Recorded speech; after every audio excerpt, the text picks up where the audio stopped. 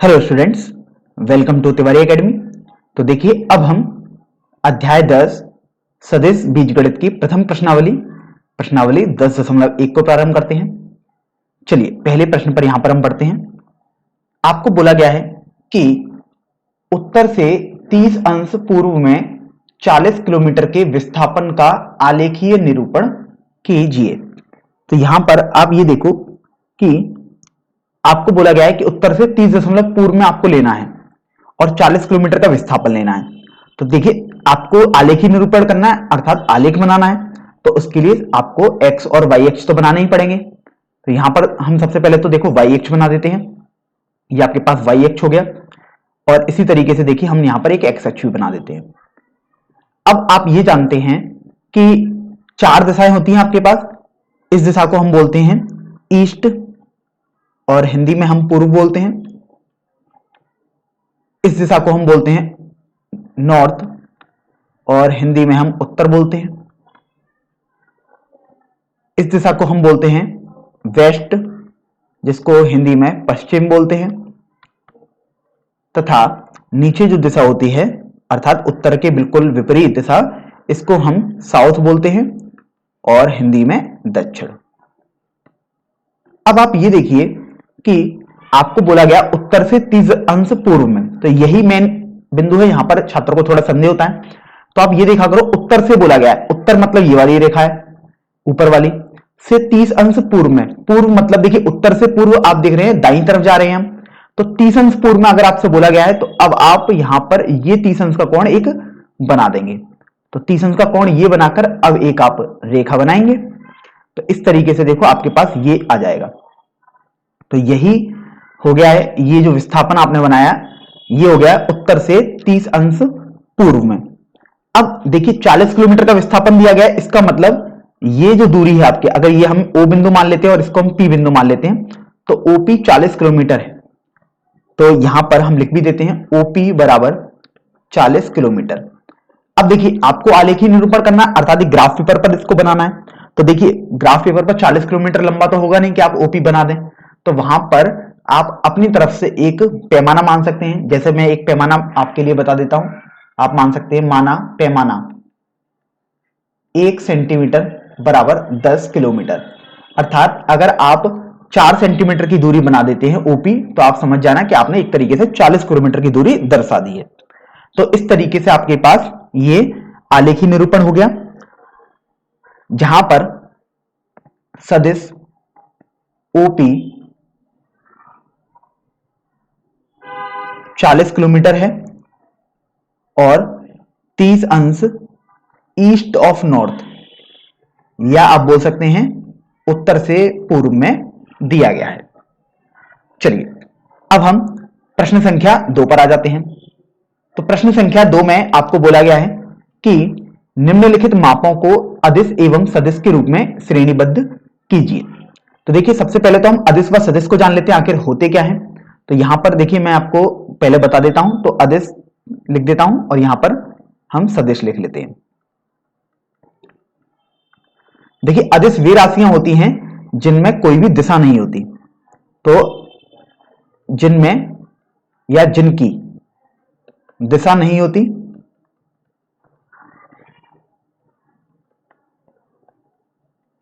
केवल परिमाण होता है,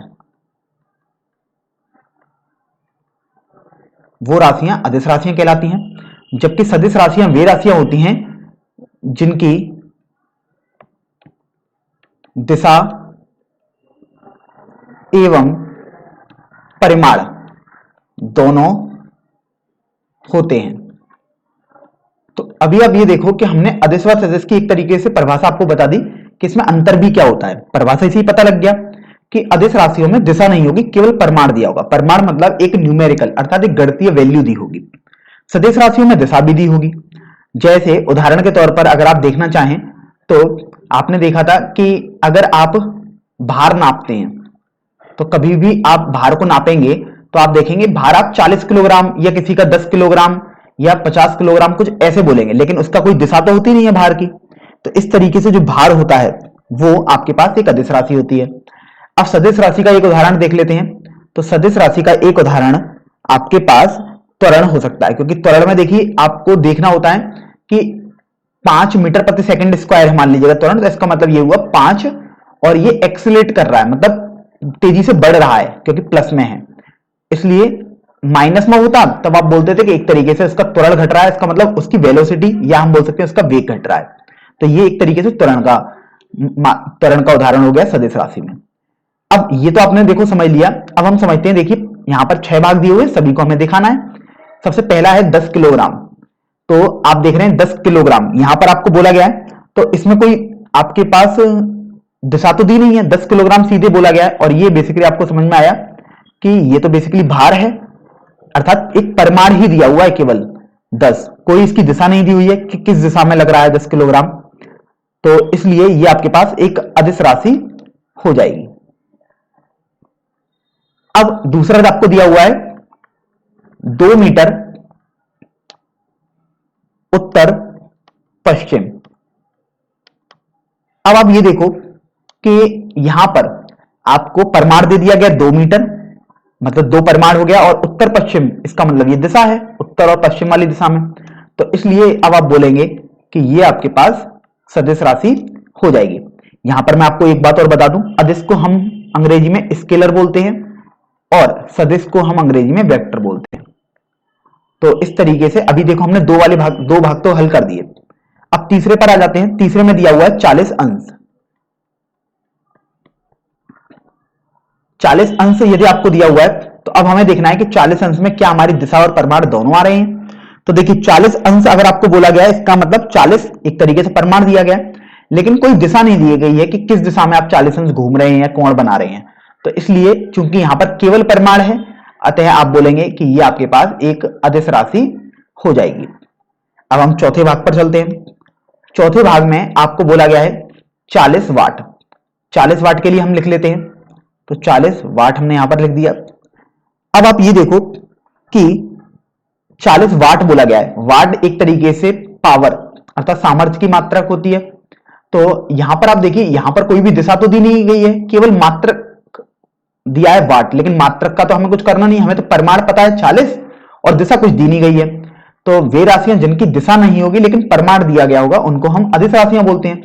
तो इस तरीके से ये राशि भी आपके पास अदिश हो जाएगी। तो आपने चौथा वाला भाग हल कर दिया। पांचवें पर आते हैं, तो ये दिया हुआ है 10 की घात -19 कूलाम्ब।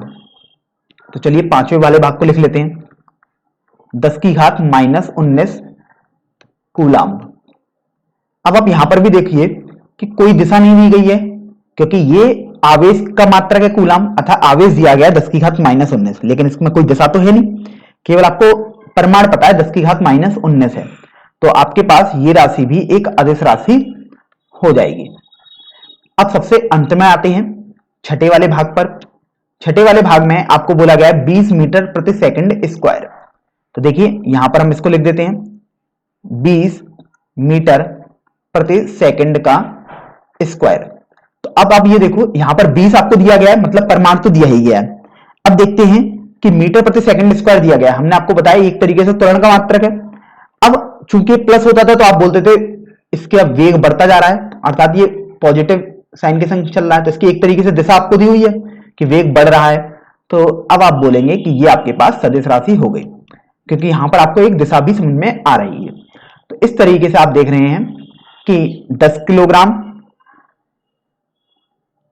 40 अंश, 40 वाट और 10 की घात -19 कूलाम, ये सब अदिश राशियां हैं, जबकि 2 मीटर उत्तर पश्चिम तथा 20 मीटर प्रति सेकंड स्क्वायर ये सभी सदिश राशियां हैं। तो चलिए अब हम प्रश्न संख्या 3 को हल करते हैं। निम्नलिखित को अदिश एवं सदिश राशियों के रूप में श्रेणीबद्ध कीजिए। तो यहां पर आप देखो आपके पास 5 राशियां दी हुई हैं और इन सभी को आपको सदिश या अदिश में बताना है। तो आपने अदिश व सदिश की परिभाषा तो सीख ली है कि अदिश में केवल परिमाण होता है, दिशा नहीं होती, जबकि सदिश में परिमाण व दिशा दोनों होते हैं। तो ये आपने देखो अंतर तो समझ में आ गया था आपको, पिछले वाले प्रश्न में हमने आपको परिभाषा समझाई थी। अब बात करते हैं इन 5 राशियों के बारे में एक एक करके। तो समय कालांश आपको दिया हुआ है। समय कालांश इसका मतलब अंग्रेजी में टाइम पीरियड बोलते हैं, अर्थात जैसे 15 सेकंड, एक तरीके से समय, 15 सेकंड, 10 सेकंड, 5 सेकंड। तो अब आप ये देखो कि यहां पर कोई भी दिशा तो दी नहीं गई है, केवल परिमाण ही आपको पता होगा यहां पर, तो कि जैसे 10 सेकंड है तो 10 आपको पता है परिमाण है, लेकिन कोई भी दिशा नहीं है, तो इसलिए ये आपके पास एक अदिश राशि हो जाएगी। अब देखिए दूसरे वाले भाग में आपको बोला गया है दूरी, तो चलिए इसको भी लिख लेते हैं, दूरी। अब दूरी जैसे आप देख सकते हैं उदाहरण के तौर पर, जैसे 10 मीटर, 5 मीटर, 15 मीटर, कुछ इस तरीके से होती है। तो ये जो 10, 5, 15 मीटर ये सब होंगे, इसमें 10, 5 और ये 15, ये सब तो परिमाण होगा एक तरीके से, लेकिन दिशा तो कुछ है नहीं, क्योंकि दूरी जब आपने बोली है 10 मीटर, तो वो 10 मीटर देखिए इधर भी हो सकती है, कहीं भी हो सकती है, कोई दिशा तो उसके पास है ही नहीं। तो इसका मतलब आपको दिशा नहीं पता है, लेकिन परिमाण पता है दूरी में भी, तो दूरी भी आपके पास एक अदिश राशि हो जाएगी। तो इस तरीके से देखो दूसरा वाला भाग हो गया हल। अब तीसरे वाले भाग पर आते हैं, जिसमें आपको दिया हुआ है बल। तो बल के बारे में आते हैं। तो बल जैसे आपके पास कुछ इस तरीके से मात्रक होता है कि बल की जो परिभाषा होती है वो होती है F बराबर ma। तो देखो इसमें चूंकि a आ रहा है, इसका मतलब a अर्थात त्वरण होता है, तो ये तो सदिश होता है, तो इसकी वजह से बल भी आपके पास सदिश बन जाएगा, क्योंकि इसमें परिमाण और दिशा दोनों होती हैं। क्योंकि बल जब भी आप बोलेंगे तो आपको बोला जाता है कि हमेशा किस दिशा की ओर लग रहा है, दिशा सहित बोला जाता है। परिमाण तो होगा ही, जैसे 10 न्यूटन का बल है तो आपको बताया जाएगा किस दिशा के साथ लग रहा है। तो इस तरीके से चूंकि यहां पर परिमाण व दिशा दोनों हैं, अतः बल एक सदिश राशि का उदाहरण हो जाएगी। चलिए अब हम चौथी वाली राशि पर आते हैं। इसमें आपको बोला गया है वेग। तो वेग अर्थात वेलोसिटी। कभी भी आप देखिए वेलोसिटी को जब भी हम बताते हैं तो हम दिशा व परिमाण दोनों साथ में बताते हैं। देखिए परिमाण तो हमेशा साथ में आएगा ही आएगा। अब दिशा के बारे में कैसे हम बताते हैं, तो देखिए वेग घट रहा है या बढ़ रहा है, तो बेसिकली दिशा आपने एक तरीके से बता दी कि वेग किस दिशा में चल रहा है, या स्पीड किस दिशा में है, या वाहन किस दिशा में चल रहा है, कितनी स्पीड से चल रहा है, कितनी चाल से चल रहा है। तो वेग एक तरीके से चाल और दिशा दोनों का मिश्रण है। तो चाल चूंकि अदिश होती है, क्योंकि चाल में केवल आपको ये पता है कि परिमाण आपको पता है, लेकिन इसमें दिशा भी निहित हो गई चाल के साथ साथ। तो वेग एक तरीके से आपके पास सदिश राशि हो जाएगी। तो आपने देखो वेग के बारे में बता दिया। अब पांचवा है कार्य के बारे में। तो कार्य के बारे में देखते हैं। तो कार्य अर्थात वर्क। तो कार्य जैसे आपसे बोला जाएगा 15 जूल का आपने कार्य किया, तो आपको परिमाण पता है केवल 15 जूल, लेकिन आपको यह नहीं पता किस दिशा में आपने काम किया, आपने आगे की तरफ काम किया या पीछे की तरफ किसी को विस्थापित किया, कैसे काम हुआ, ये सब आपको नहीं पता है दिशा। तो इस तरीके से आप बोलेंगे कि कार्य आपके पास एक अदिश राशि हो जाएगी। तो यहां से आप देख रहे हैं कि सदिश राशियां आपके पास एक बल है जो कि सदिश राशि है, और वेग है जो कि एक सदिश राशि है। बाकी तीन राशियां समय कालांश, दूरी और कार्य, ये तीनों अदिश राशियां हैं। चलिए अब प्रश्न संख्या 4 पर हम आ जाते हैं। प्रश्न संख्या 4 में आपको बोला गया है कि आकृति एक वर्ग में निम्नलिखित सदिशों को पहचानिए। अर्थात देखो आपके पास ये एक आकृति दी हुई है, एक वर्ग दिया हुआ है, और आपको बोला गया है इसमें निम्नलिखित सदिशों को पहचानना है। जैसे पहला वाले भाग में बोला गया है सहआदिम, फिर दिया है समान, और फिर दिया है सररेख परंतु असमान। तो सबसे पहले तो आपको इन सबके मतलब पता होने चाहिए। जैसे सहआदिम, पहले इसका मतलब पता होना चाहिए, तभी तो आप बता पाएंगे कि सहआदिम का जो मतलब होगा उसके हिसाब से कौन कौन से सदिश इसको फिट करेंगे। तो देखिए सहआदिम वो सदिश होते हैं जिनमें या जिनका प्रारंभिक बिंदु समान होता है। समान होता है मतलब एक ही होता है, तो वो आपके पास सहआदिम सदिश कहलाते हैं। तो अब ये देखो, जैसे मैं पहले आपको प्रारंभिक बिंदु और अंतिम बिंदु भी बता दूं, तो अगर मान लीजिएगा आपके पास ये एक सदिश है, तो देखिए सदिश, देखिए यहां से स्टार्ट होकर और देखिए तीर का निशान इधर की तरफ जा रहा है, इसका मतलब ये आपके पास जो होता है उसे हम बोलते हैं प्रारंभिक बिंदु। ये प्रारंभिक लिखा हुआ है, और इसे हम बोलते हैं अंतिम बिंदु।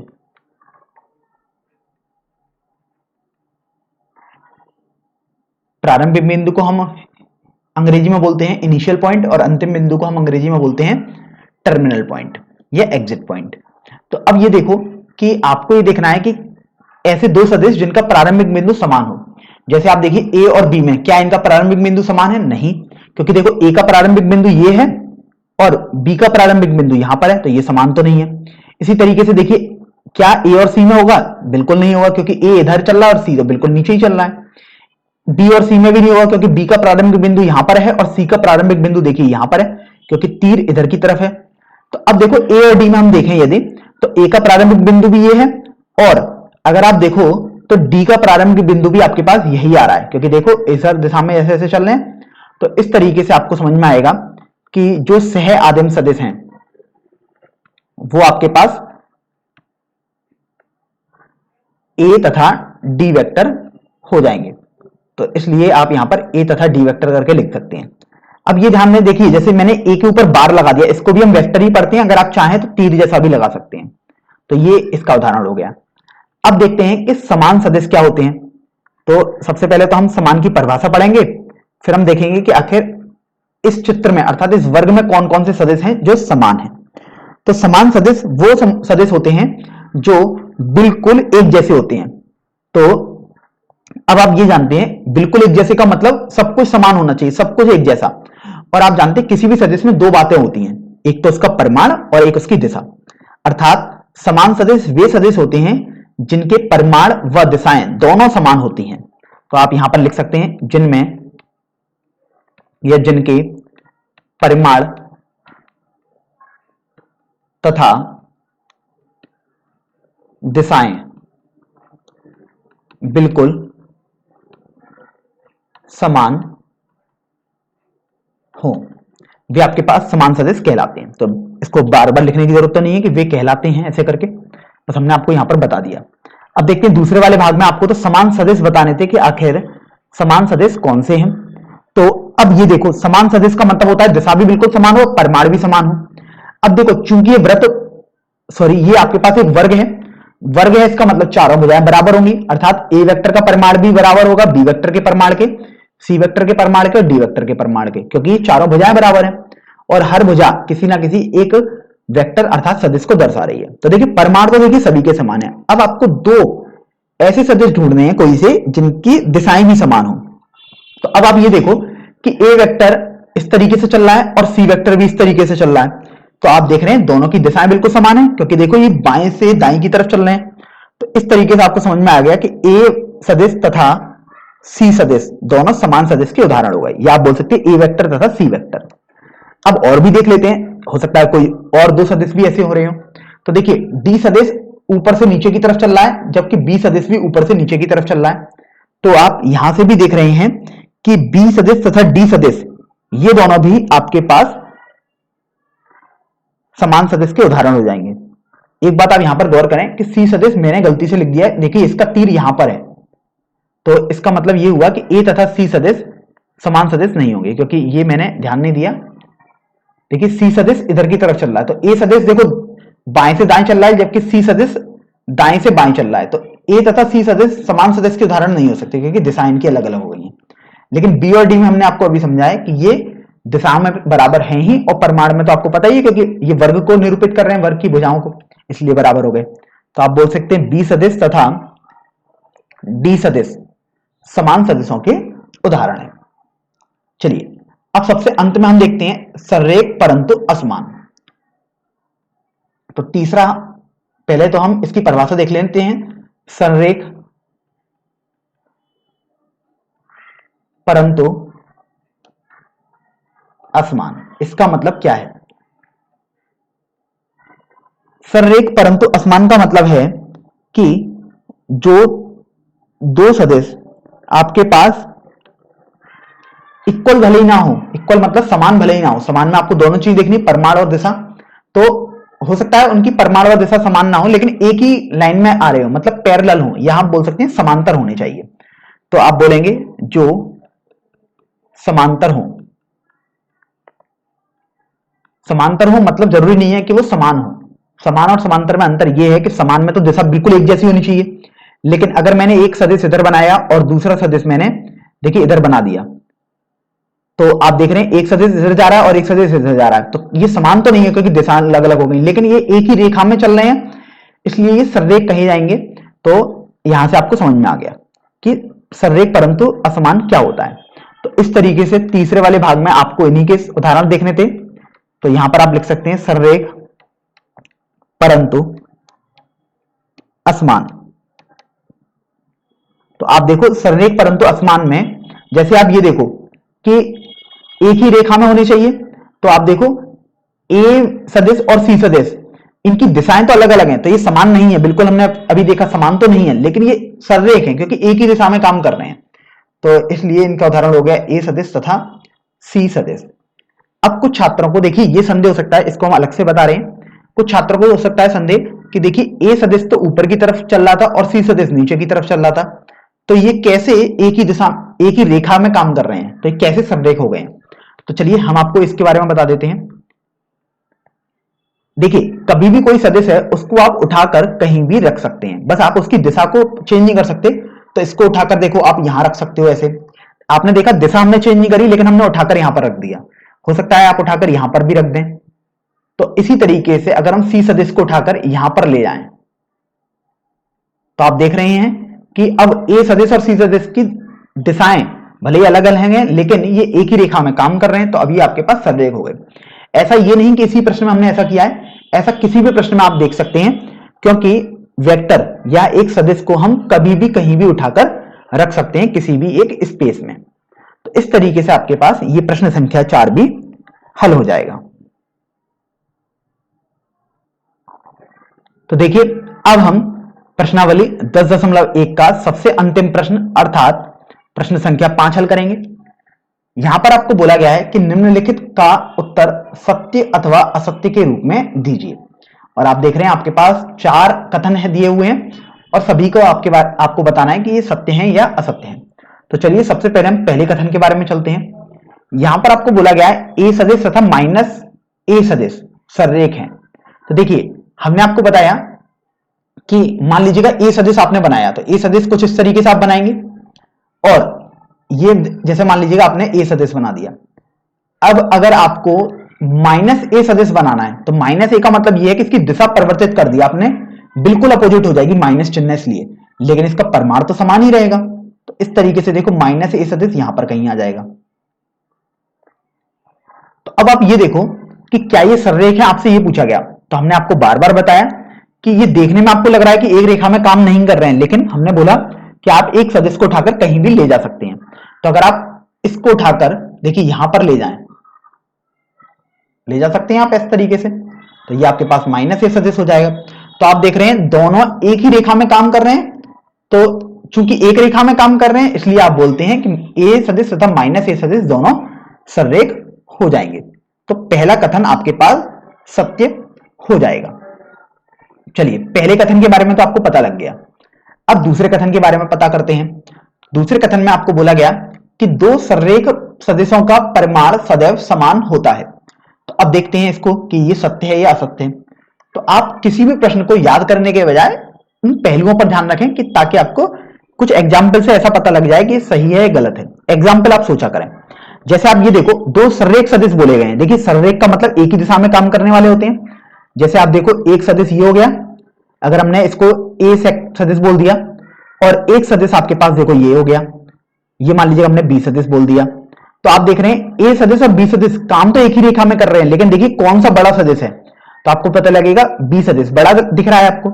इसका मतलब ये हुआ कि जरूरी नहीं है इनके परिमाण सदैव समान हो सकता है किसी स्थिति में ये समान हो सकता है किसी स्थिति में ये समान ना हो, क्योंकि सररेख है, सररेख का मतलब एक ही रेखा में दिए गए हैं, लेकिन परिमाण के बारे में कुछ नहीं कह सकते, हो भी सकते हैं बराबर और नहीं भी हो सकते हैं, लेकिन यहां पर तो बोला गया सदैव समान होते हैं। इसलिए आप देख रहे हैं कि ये वाला कथन आपके पास असत्य कथन हो जाएगा। तो देखिए आपने दूसरा वाला भाग भी हल कर दिया। अब तीसरे वाले कथन पर आ जाते हैं। तीसरे वाले कथन में आपको बोला गया कि समान परिणाम वाले दो सदिश सररेख होते हैं। यहां पर परिणाम ना होकर परिमाण आएगा वैसे तो। चलिए तो अब हम इसको देख लेते हैं। आपको बोला गया कि समान परिमाण वाले दो सदिश सररेख होते हैं। तो देखिए इसमें भी उदाहरण देखते हैं। समान परिमाण का मतलब यह है कि उनके जो गणितीय वैल्यू है वो बराबर है। अर्थात जैसे आप ये देखो कि देखो अगर हमने ए सदिश ये बनाया और सी सदिश कुछ इस तरीके से बनाया, तो इसका मतलब ये हुआ कि ए सदिश का परिमाण देखिए ये इस तरीके से हो जाएगा और सी सदिश का परिमाण कुछ इस तरीके से हो जाएगा। तो इनकी लंबाइयां बेसिकली बराबर हैं, लेकिन क्या आप देखिए क्या इनकी दिशाएं बराबर हैं? आप देखो ये बिल्कुल सीधा है क्षैतिज और ये देखो थोड़ा झुका हुआ है, तो इनकी दिशाएं तो बराबर नहीं है। तो आप देख रहे हैं कि परिमाण समान होने का जरूरी नहीं है मतलब ये हो कि वो उनकी दिशा भी समान हो। अर्थात आप देख रहे हैं कि तीसरा वाला कथन भी आपके पास असत्य कथन हो जाएगा। तो तीसरा कथन भी देखो आपने बता दिया कि असत्य कथन है। अब सबसे अंतिम कथन पर हम बढ़ते हैं।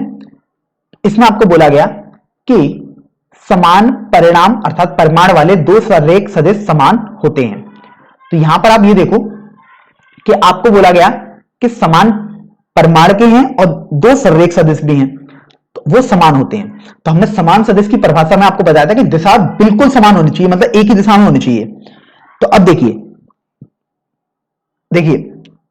संरेख भी होनी चाहिए और समान परिमाण की होनी चाहिए। चलिए उदाहरण देख लेते हैं। ये मान लीजिएगा आपके पास सी सदिश हो गया और देखिए ये आपके पास एक डी सदिश हो गया। हमने कुछ इस तरीके से सदिश बनाए हैं कि इनके परिमाण समान है, परिमाण समान है अर्थात इनकी दूरियां समान है, लंबाइयां समान है इन सदिशों की। तो आपने देखा समान परिमाण के हो गए। अब ये देखिए क्या ये संरेख है? तो हाँ ये संरेख भी है। लेकिन अब ये देखिए क्या ये समान है? तो ये समान बिल्कुल नहीं है, क्योंकि समान में हमने आपको बताया था कि दिशा एक ही तरफ होनी चाहिए। देखिए सी की दिशा तो इधर चल रही है और डी की दिशा देखो इधर की तरफ चल रही है, तो इनकी दिशा तो अलग अलग हो गई। तो इसलिए ये देखो परिमाण में समान है, संरेख भी है, लेकिन ये समान सदिश नहीं होंगे। तो इस तरीके से देखो चौथे वाले भाग का जो कथन है वो आपके पास असत्य कथन हो जाएगा।